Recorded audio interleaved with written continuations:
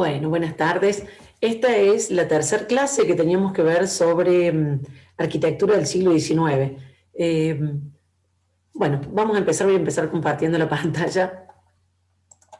Así no nos demoramos, quiero que sea bastante sintética la clase. No me interesa hacer una clase muy larga, ya han visto dos, la de Pedro, ¿sí? Y la de Vale. La de Pedro haciendo una introducción con uno de los primeros movimientos, acá vemos las imágenes, ¿sí? Las primeras manifestaciones de este racionalismo y de esta nueva era que se va, de esta era contemporánea, ¿no es cierto?, que se va moldeando a partir de las dos revoluciones y principalmente del iluminismo. Con Pedro también han podido ver un poco los antecedentes y cómo va viniendo este siglo XVIII y cómo nos deja, en qué condiciones nos deja en el siglo XIX. Y con Vale lo que pudieron ver es este método, esta forma de hacer arquitectura que se da en el siglo XIX. Yo creo que este siglo XIX ya no plantea una visión homogénea en ningún sentido, y en la arquitectura tampoco. No podemos hablar, como hablábamos, del Renacimiento, del Barroco, un estilo con regionalismo, etcétera, pero de un estilo barroco o de un estilo renacentista. Cuando llegamos al siglo XIX tenemos una gran cantidad de opciones, o sea, la multiplicidad de variedades, de variables, de propuestas, es lo que va marcando estas nuevas eras que nos van llegando que nos van trayendo hasta el presente. Esa multiplicidad empieza en el siglo XIX y llega hasta nuestros días. Por eso vimos dentro de lo que es arquitectura, tratando de resumir un poco lo que es los utopistas, lo que vienen con Pedro, y ahora vamos a ver, en base a esta forma de hacer arquitectura que vieron con Vale, que nos interesa que la entiendan, ¿no es cierto?, y que la incorporen para poder entender la arquitectura de esta época, la arquitectura de hierro y vidrio y los historicismos, o la arquitectura parlante, como llaman algunos autores. Bien, repasando un poquito lo que dije recién, la ilustración, el siglo XVIII con las dos revoluciones, la ciudad liberal, las respuestas que estuvimos viendo, y en arquitectura, fíjense, cómo esta idea de nuevas tipologías, a partir de esta nueva sociedad, nuevas necesidades, nuevos desarrollos, nuevas tipologías arquitectónicas que resuelvan estas situaciones, nuevos materiales. Por lo tanto, vemos arquitectos revolucionarios, historicismos y la arquitectura de hierro y vidrio, atravesadas por estas ideas que tengan que ver con esta novedad en lo tipológico y en los materiales. ¿En qué ambiente? Un rapidísimo repaso. ¿En qué ambiente? ¿Cómo es este ambiente del siglo XIX, esta ciudad liberal?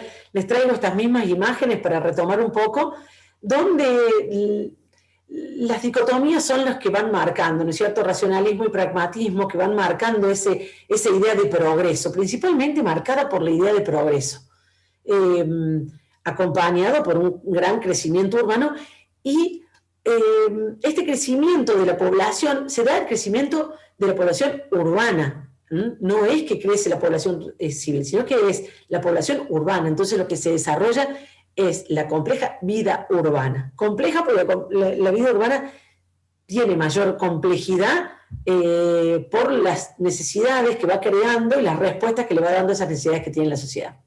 Y el progreso, ¿sí? Que es lo que marca este crecimiento y el desarrollo.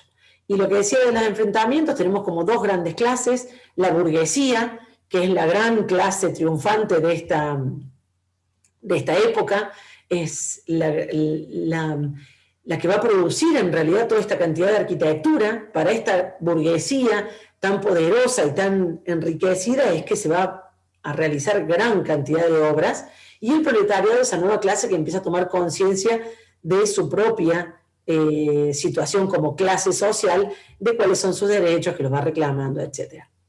La dicotomía también del pensamiento político con los enfrentamientos, y principalmente el nacionalismo. ¿Se acuerdan que hablamos de las revoluciones y cómo este siglo XIX empieza con cada país? Esto también ayuda a que haya una variedad en las propuestas, ¿sí? Ayuda a que cada nación empiece a consolidarse, a tomar conciencia de sí y a reforzar los elementos identitarios de cada una. ¿Cuál es el concepto que los va a atravesar, que tiene que ver con los resultados de este ambiente, los resultados en lo que es la cultura y en la sociedad? El romanticismo. ¿sí? El romanticismo es una palabra que se evoca de la palabra romance, en realidad del griego, y que es novela, ¿sí? Frente a esta situación, ante esta idea de progreso, ese racionalismo, esa confianza que tiene el hombre en sí mismo, los resultados que se dan, los vimos en la ciudad, en el tipo de ciudad liberal, y los resultados que se dan en los cambios y en la velocidad de los cambios, también llevan a un rechazo hacia eso. Una gran cantidad de artistas, yo siempre les digo que los artistas son esos personajes que son como más sensibles y que viven de otra forma estas situaciones, no como un burgués, ¿sí? como una persona que es pragmática, que para él estas investigaciones y este desarrollo y este progreso tiene que ver con cualquier desarrollo que tenga que ser útil, que sea práctico, que tenga resultados. Entonces así empieza a haber como una gran evolución y una gran creación de un gran desarrollo industrial, por ejemplo, y de servicios, etc. El artista es una persona sensible. Entonces, toda esta situación también el romántico es esa persona que exalta los sentimientos, ¿sí? Uno cuando habla del romanticismo exalta los sentimientos. Y se habla sobre el fin del siglo XVIII de esta actitud romántica también en los paisajistas, en el paisajismo inglés principalmente, estos jardines bucólicos en los cuales se empiezan a incorporar las ruinas.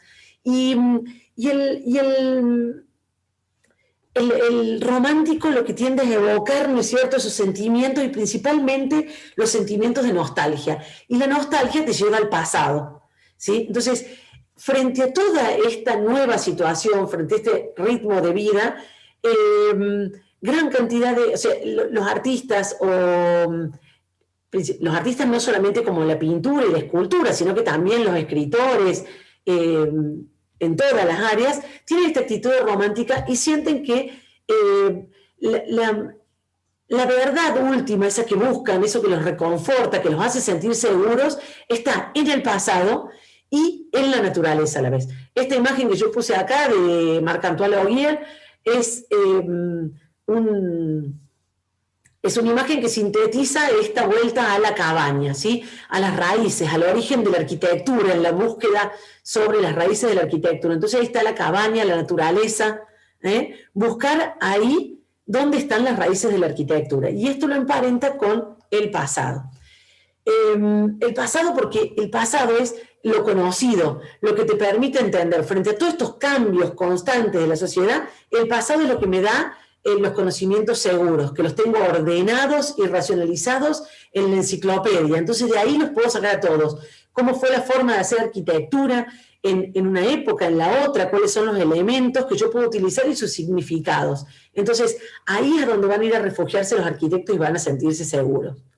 A esto se le suma el método, ¿sí? Acá tenemos algunas imágenes, en lo cual tiene que ver con lo que les planteaba Vale, ¿no es cierto?, con el tema de cómo hacer la buena arquitectura, que está basado en lo que es la conveniencia, la economía y la utilidad. Esto es lo que te va a resultar en una buena arquitectura. Fíjense entonces, en esta época se divide también, empiezan a aparecer con los desarrollos tecnológicos la diferenciación entre el quehacer del arquitecto y del ingeniero, ¿sí? Todos estos desarrollos de materiales como el hierro y el vidrio, las técnicas más modernas, se estudian en las escuelas politécnicas, en la École Polytechnique. Ahí es donde se formaban los ingenieros. Y los arquitectos se forman en las academias de bellas artes. Y fíjense, este es un trabajo final de John Swain, a principios del siglo XIX. ¿Cuál era la tarea? ¿Cuál era con esa obra con la cual que iba a diseñar este arquitecto para lograr su título académico? El diseño de un puente de triunfo. Fíjense el resultado. Este es el puente de triunfo. Entonces, ¿en dónde va a buscar los elementos que tengan que ver con el triunfo, con los arcos de triunfo, con esa Roma imperial, y ahí empiezan a aparecer las cúpulas, los templos, ese lenguaje, o sea, esa combinación, o sea, del lenguaje clásico de los sistemas trilíticos, los sistemas abovedados, y cómo los pone a todos, en realidad, en esta obra, en esta composición que hace John Swain.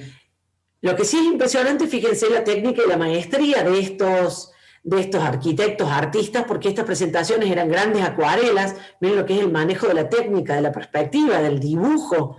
Es una obra realmente que, si nos planteamos hacerla hoy, es como que es un desafío, ¿no?, para poder llevarla adelante. Entonces, este romanticismo que va a marcar el siglo XIX, con esa exaltación de los sentimientos y el buscar en el pasado donde uno puede sentirse seguro, tiene que ver con esa actitud de evasión, de evadirse de la realidad, esa realidad que no me gusta porque no la logro comprender, porque va más rápido, no me permite asimilarla, entonces va a buscar en el pasado. Yo creo también que esta búsqueda en el pasado se hace más fácil porque este tema tipológico y este tema de nuevas necesidades se hace tan amplio y tan variado, son tantas la cantidad de obras que se deben producir, la cantidad de obras, porque con este nacionalismo, una nación, un país que se crea, empieza a necesitar sus instituciones y necesita edificios para esas instituciones, y edificios que tengan un mensaje claro, que tengan un significado claro. Mi idea es que los arquitectos se sintieron más cómodos con esta forma de resolver el problema, porque con el tema del lenguaje lo resolvían de esta forma, porque tenían que resolver muchas cosas más. Son tipologías nuevas. Hacer una fábrica son nuevas necesidades, son nuevos modos de uso, entonces son nuevos espacios, ¿sí? Hacer un museo también es nueva la tipología, porque antes existían algunos pequeños espacios de colecciones dentro de los palacios reales donde la monarquía guardaba sus piezas de colección. Pero eran eso nada más. En cambio acá hace falta un museo, una tipología que responda y solucione a esto. Entonces, un método claro, simple, que apunte, ¿no es cierto?, a esa conveniencia, a la economía de recursos y a darle una respuesta útil, es lo que les posibilitó a esta generación de arquitectos, que podemos enmarcar en el historicismo, resolver toda esta situación. ¿Qué es el historicismo? Porque empiezan a escuchar historicismo, neoclásico, eclecticismo. ¿Cuál es la diferencia? El historicismo es este estilo arquitectónico que recurre a los lenguajes del pasado, a cualquier lenguaje del pasado. Dentro del historicismo podemos encontrar el neoclásico, donde hay un nuevo clasicismo, donde hay una nueva arquitectura que se hace recurriendo a los lenguajes de la cultura clásica, un neogótico, un neorrománico, o sea, siempre aplicando esto mismo.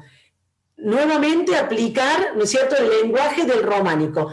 Aparte lenguajes que con el desarrollo de la arqueología, de la enciclopedia, como les dije, estaban muy...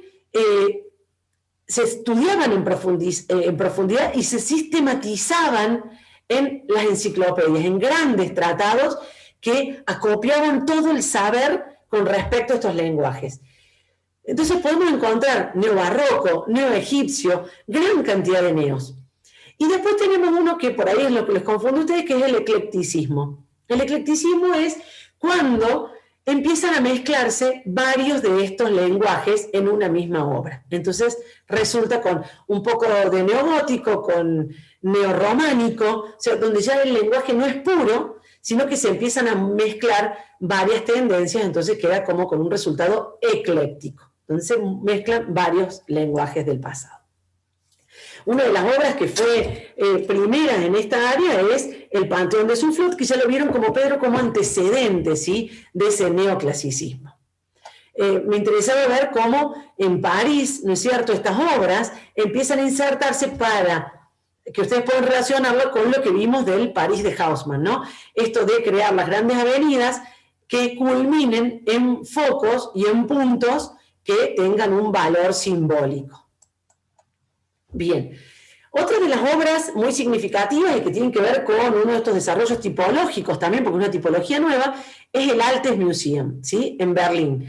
Esta es una obra de Schinkel, y fíjense que es una obra donde tenía que albergar las colecciones de la cultura griega y romana que tenían, que los arqueólogos en sus expediciones habían ido descubriendo y trayéndose en las expediciones y en las investigaciones arqueológicas que hacían. Entonces, grandes colecciones fueron sacadas de Egipto, de Grecia y de todos lados y fueron traídas a estos grandes países, estas grandes metrópolis como eran, ¿no es cierto?, Alemania, Inglaterra, que son los que desarrollaban estas campañas y traían gran cantidad de objetos que tenían que exhibir. Y que hoy tenemos, ya lo vamos a ver, muchas veces, hasta el día de hoy los países están reclamando estos tesoros que se trajeron y que les pertenecen a los países de origen. Egipto los reclama, Grecia los reclama, vamos a ver un poco también de eso. Bueno, fíjense, cuando Schinkel tiene que resolver un museo, ¿a qué va a recurrir? Porque, como les dijo Vale, ¿se acuerdan de aplicar el método para organizar, para sistematizar lo que es la función y después cargarlo de significado, ¿sí? Darle cerrar la composición con lo que sería el lenguaje. Entonces, fíjense cómo va a un neoclásico, a un neogriego principalmente, en esta estoa, ¿no?, que plantea una gran logia con este lenguaje muy simple, planteado en el fondo con una composición, ¿no es cierto?, que queda bien clara, bien cerrada, ¿no? Fíjense cómo acá, si bien no queda claro exactamente el ingreso, pero uno puede percibir que es acá en el centro, por las escalinatas, cómo cierra la composición, cómo compone, y cómo en el centro también se sobreeleva un poco esto que está cubriendo lo que va a ser, fíjense, en el espacio central, una cúpula. Entonces, tenemos un edificio que es neoclásico, pero no podemos decir que es específicamente neogriego, porque lo griego lo tenemos en este frente, como esta gran estoa, pero en el interior estamos utilizando una cúpula, y la cúpula no es griega, es romana. Entonces, tenemos un edificio que es neoclásico. Pero fíjense lo que es la composición, como les decía Vale, la grilla de base, los ejes, que quede bien claro el ingreso, el espacio principal, los espacios laterales que van organizando, ya sean patios o sean algunas otras salas, las esquinas realzadas para marcar la composición de la forma. Y si lo vemos en alzado, el basamento, el desarrollo y el coronamiento. La razón, el orden, la claridad hacen a la economía de la composición.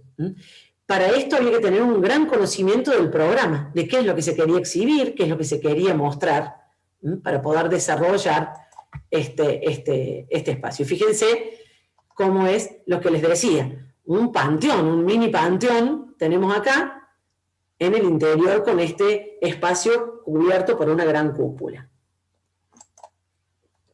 Bien, otra de las tipologías es la tipología de, a partir de la Revolución Francesa, la necesidad de crear todas estas edificios para albergar a las instituciones, ¿sí? Los parlamentos, los palacios de gobierno, los palacios de justicia.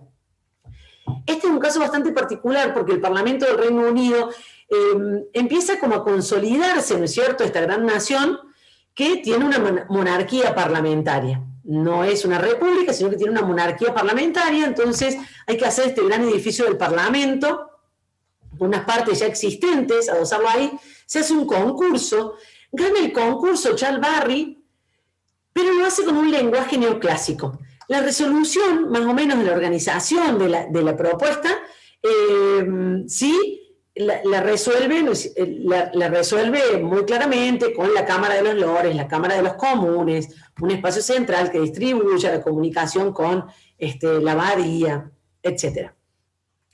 Pero le pone un lenguaje neoclásico, que era lo que él consideraba, y gana el concurso. Al momento de ir a hacerlo, de ir a construir esta obra, se decide que no es el lenguaje neoclásico lo que representa a esta nación que es el Reino Unido, sino que la gran gloria la tuvo el Reino Unido en la Edad Media, ¿sí? principalmente alrededor de... Esa fue como la gran época en que se consolidó el reino y se hizo poderoso, tuvo su consolidación alrededor del siglo XIII, XIV, XV, más o menos, donde el gótico era el lenguaje que tenía la arquitectura. Entonces, para su edificio, que era la institución más representativa, se decide tomar el mismo concepto, la misma propuesta que había hecho Barry, pero revestirla, y a esto le toca a Pugin, ¿sí? Revestirla con un lenguaje neogótico. ¿Sí? Entonces, todo este parlamento, la abadía que tenemos atrás sí es gótica, pero todo el parlamento es neogótico. Fíjense lo que es la composición, ¿sí? Que tiene con este método, pero después todo el lenguaje uno va a ver con estos arcos apuntados, con esta idea de la verticalidad, que se contrapone un poco a las proporciones de toda esta obra que se contrarresta, ¿no es cierto?, con los de las torres y la torre del reloj, la horizontalidad de toda la obra. Pero de ahí es que viene esta arquitectura portadora de un mensaje, transmitir un mensaje que tiene que ver con ese momento en que Inglaterra se consolidó como una gran nación. Otra obra de Schinkel, el mismo que había hecho el Altes Museum, cuando tiene que hacer una iglesia en Berlín, para resolver una iglesia, ¿cuál era el momento en que la iglesia había tenido su mayor época de esplendor? El gótico. Entonces, para hacer una iglesia, el lenguaje que toma para darle este significado y esta expresión, perdón, a la obra es el neogótico. ¿Cómo nos damos cuenta que es neogótico? Por el arco apuntado nos damos cuenta que es gótico, ¿sí? Pero ¿qué pasa? Fíjense, esto es solamente un muro. En la Edad Media, la tecnología y el trabajo no se tenía la tecnología de este momento, donde ya se empezaban a tener, a tener estructuras metálicas, ¿sí?, que permitían estas resoluciones. En la Edad Media, cuando se trabajaba con piedras, la estructura, ¿con qué tenía que estar sostenida? Estos grandes pilastras, ¿con qué estaban sostenidas? Y con arbotantes y contrafuertes. Entonces, fíjense, acá tengo el lenguaje gótico, pero no tengo la arquitectura gótica con su resolución también estructural. Acá es un mensaje, una idea. O sea, yo veo esta iglesia, veo este edificio y me doy cuenta que es una iglesia por lo que evoca con su lenguaje. Y esta obra es una obra que es, fantástica. La Ópera de París, de Charles Garnier. Fíjense, acá le pongo un poco lo que es la ubicación en una de estas grandes avenidas que también traza Haussmann, el barón de Haussmann en París, la avenida de la Ópera,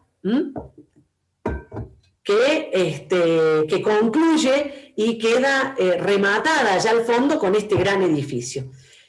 La Ópera es el edificio donde la burguesía empieza a mostrarse. La burguesía asiste para mostrarse. Este es el lugar de entretenimiento, de divertimento, pero básicamente es donde la burguesía asiste, donde todas las clases sociales asisten, porque está muy organizada para que las distintas clases sociales puedan tener sus espacios particulares, pero principalmente es el gran entretenimiento de este siglo. Y fíjense la riqueza con que trabaja esta obra Garnier, ¿sí? ¿Qué medio les parece que es? Con esta doble columna, con esta riqueza, ¿no es cierto?, en el lenguaje, con la cantidad de elementos, cómo se van multiplicando. Esto es un neobarroco. Tiene que ver con esa época del esplendor de la corte y lo que tiene que ver con la riqueza de los espacios. Entonces, ese es el lenguaje que se elige para esta tipología. Es otra tipología que también se empieza a desarrollar. Esta ópera de París no difiere mucho de nuestra... Le voy a asociar primero con el Teatro Colón en Buenos Aires, que tiene esta misma escala y tiene esta misma riqueza de espacios, pero no voy a dejar de mencionar que el antecedente del Teatro Colón, que lo hizo Francesco Tamburini en Buenos Aires, es nuestro Teatro Rivera Indarte, ¿sí? El Teatro del Libertador en Córdoba. Rivera Indarte es como se llamaba antes, ¿sí? El Teatro del Libertador.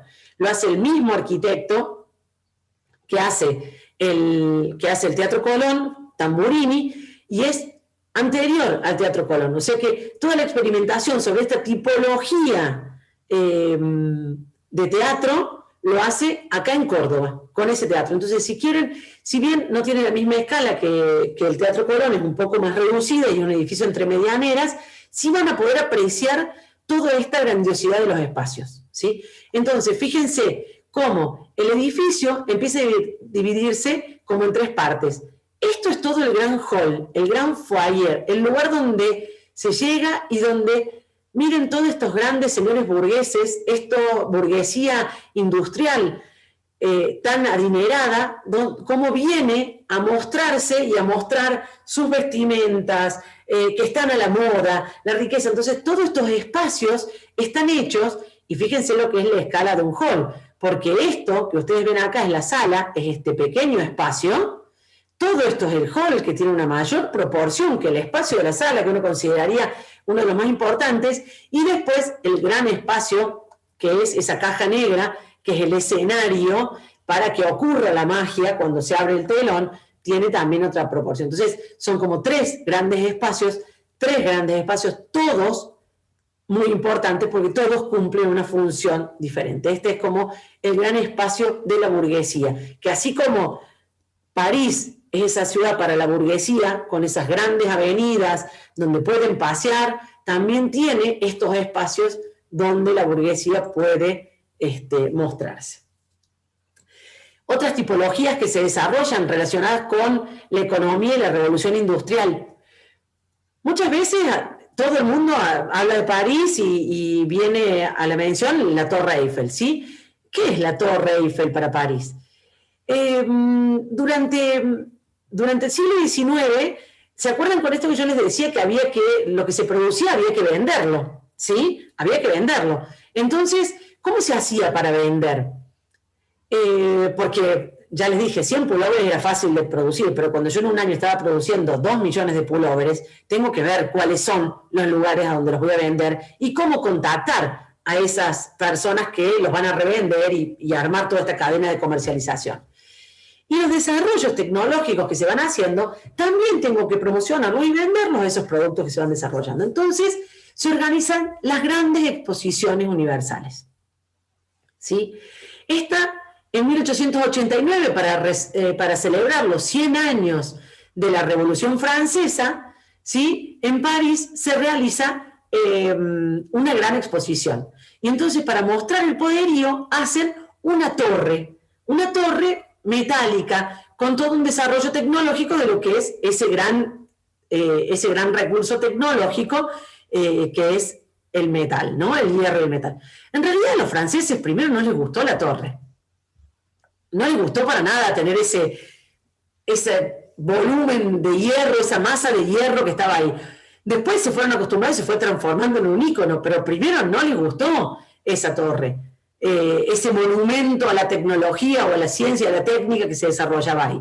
Y fíjense cómo se organizaban grandes espacios en los cuales había pabellones de este tipo, pabellones hechos con estos nuevos sistemas prefabricados en hierro y vidrio, en donde se podían exponer de todo, todos los productos, desde locomotoras a grandes máquinas de hilar, máquinas metálicas para fábricas. Entonces fíjense cómo podían albergar todos esos productos que se querían ofrecer. Entonces la gente asistía a estas grandes exposiciones y se hacían los intercambios y los contactos comerciales.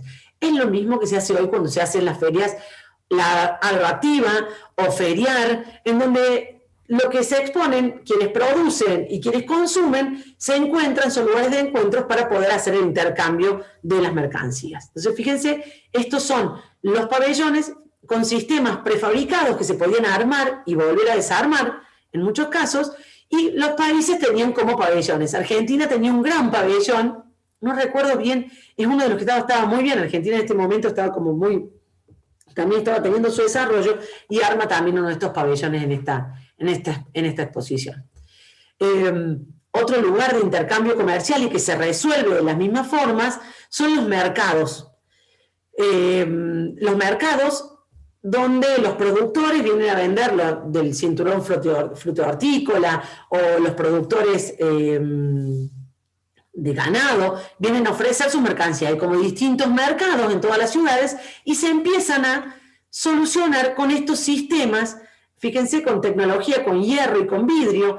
Fíjense cómo son las columnas, ¿no? La columna es metálica, el hierro, como al tener una resistencia mucho mayor a las columnas de piedra o de ladrillo, tienen una sección mucho menor, pero aunque la sección se haya reducido, no se pierde esta idea del lenguaje y siguen teniendo como un basamento, un desarrollo y un coronamiento. Empiezan como a unirse con estos arcos, porque es como que despojar, hay como este miedo al despojarse del lenguaje que le daba como este simbolismo y que era como la idea de la buena arquitectura. Entonces se asociaban estos nuevos materiales también con estos lenguajes. Les Halles era un mercado en París que hoy está demolido, se ha hecho una gran estación de trenes abajo y hay un gran parque, una obra muy moderna. No recuerdo en este momento quién es el autor, pero es una obra impresionante, que todo esto se desarmó y se destruyó y se renovó todo el espacio. La otra tipología son las estaciones de tren. Las estaciones de tren que empiezan a aparecer por todo el mundo, no es solamente por el continente europeo, por todo el mundo. Las tenemos en Córdoba, está Retiro, están todas las estaciones en Buenos Aires que tienen la misma escala de acá. ¿Qué elegí para mostrarles las estaciones de trenes de Hungría? Hungría, por elegir un país, porque me encantaron en realidad las estaciones, son preciosas, y fíjense cómo esta tipología, este tipo funcional, que es el tipo de las estaciones de trenes, funciona de la misma manera. ¿Cómo se presenta el ingreso y lo que tenga que ver con el público que accede? Con un lenguaje historicista, donde sí empieza a aparecer el hierro y el vidrio con gran presencia, pero fíjense lo que es la composición y el lenguaje. En cambio, cuando ingresamos al lugar donde llegan los trenes, es el espacio de las máquinas, y está cubierto con esta tecnología de hierro y vidrio. Los grandes halls de las boleterías, las zonas de descanso, las confiterías, tienen también en el interior este lenguaje, pero el espacio de las máquinas, acá es donde aparece la técnica.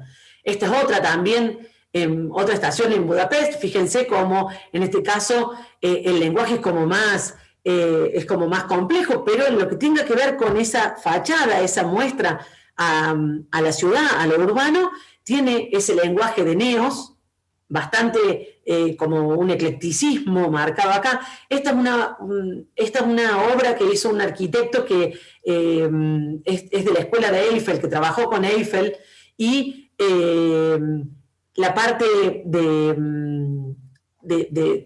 sistemas prefabricados en metal se lo fabrican las fábricas, en las factorías de Eiffel. Entonces fíjense cómo es esto acá, como el gran hall de las máquinas, sí tiene como esa presencia urbana, pero el resto de los ambientes que son para el hombre tiene como un lenguaje más historicista. Este es el espacio de las máquinas con esas cubiertas de hierro y vidrio, y fíjense cómo es la belleza y el tratamiento de los espacios interiores. Y otro de los edificios que tienen que ver con estos lugares de exposiciones es en París. Acá tenemos dos grandes obras. Este puente de hierro, el puente de Alejandro III, sí, fíjense, toda una modernidad, un gran puente con dos apoyos y que cruza todo el río, metálico, y que te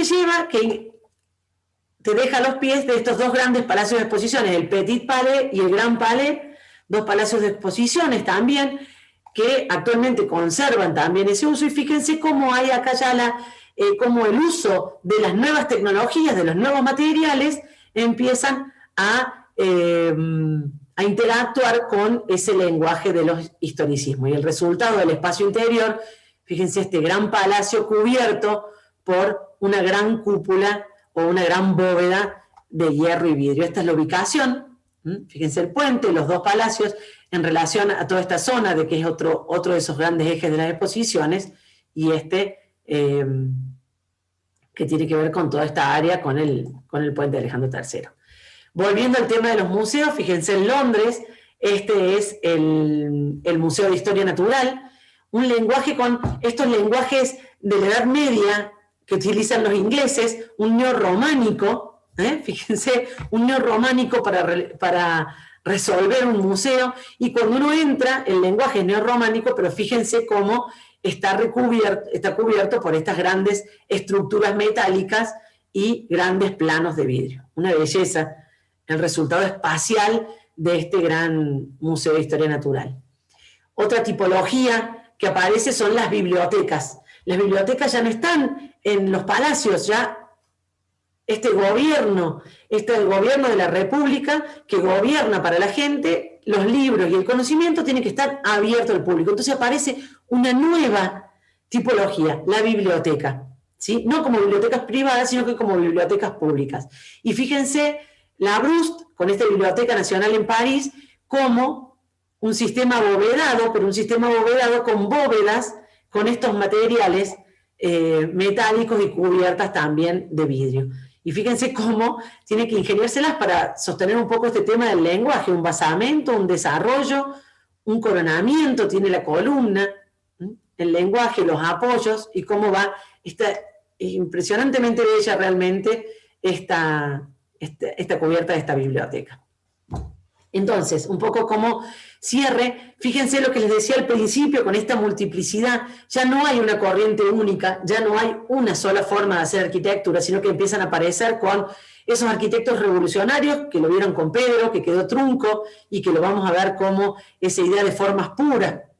Si queremos buscar una forma fácil de entender rápidamente, esto va a ser lo que retome en la base de la arquitectura racionalista en el siglo XX, los historicismos, con esta evasión y esta búsqueda en el pasado, en los lenguajes del pasado, que hace sentir más seguro a este hombre romántico del siglo XIX, y la arquitectura del hierro y vidrio con la tecnología, la ciencia y la técnica que avanza, que empieza a meterse en la resolución de estas nuevas tipologías, gran cantidad, gran variedad de todo tipo y de toda función que aparece para resolver las problemáticas del siglo XIX.